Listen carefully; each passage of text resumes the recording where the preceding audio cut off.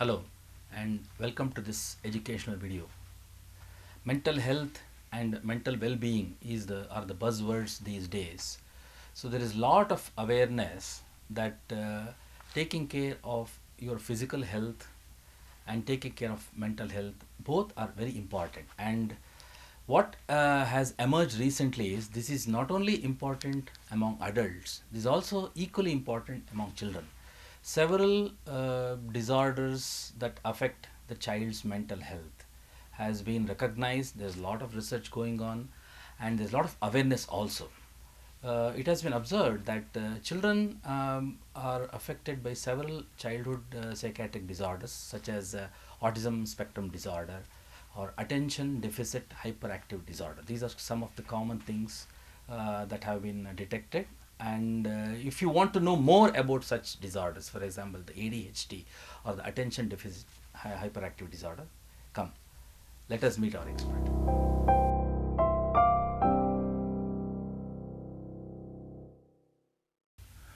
Today, I would like to tell you about a common neurodevelopmental disorder called attention deficit hyperactivity disorder.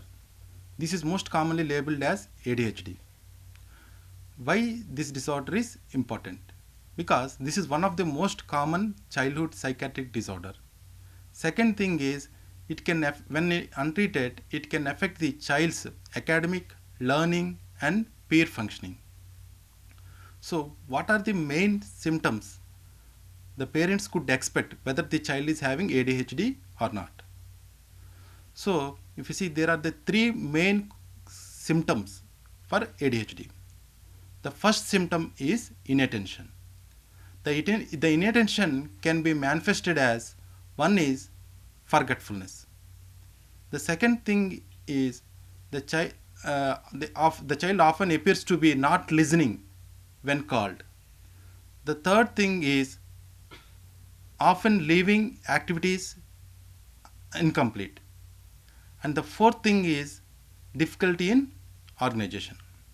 So these are the most common symptoms we can suspect whether the child is having inattention or not.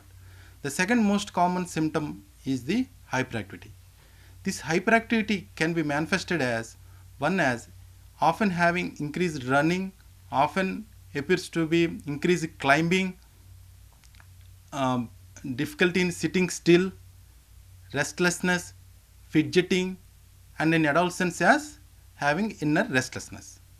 The third most common symptom is the impulsivity. This impulsivity can be manifested as difficulty for waiting their turn, often blurting answers and intruding into others' discussions. So these are the three main common symptoms. One is inattention, second is hyperactivity, third is the impulsivity that you can suspect when the child is having ADHD. So what is the next step the parents can do? So if they suspect their child to have any of these symptoms, the next step is to consult the nearby child psychiatrist or child psychologist. So what are the different treatment options that are available? There are two main treatment options. One is psychosocial interventions. The second is medication. So these interventions are aimed at, one is improving the attention, like attention enhancing tasks. Second is training the parents, that include parental management training. The third thing is inputs to the schools and the teachers. What does the effect of medication do? The medication it can improve the child's attention. The second thing the medication can affect is it can decrease the hyperactivity as well as impulsivity. Hence, if you see any child having these symptoms of inattention or hyperactivity or impulsivity, get the child screened for this ADHD, for this disorder is there or not, by consulting the nearby child psychiatrist or child psychologist, and get the medical aid.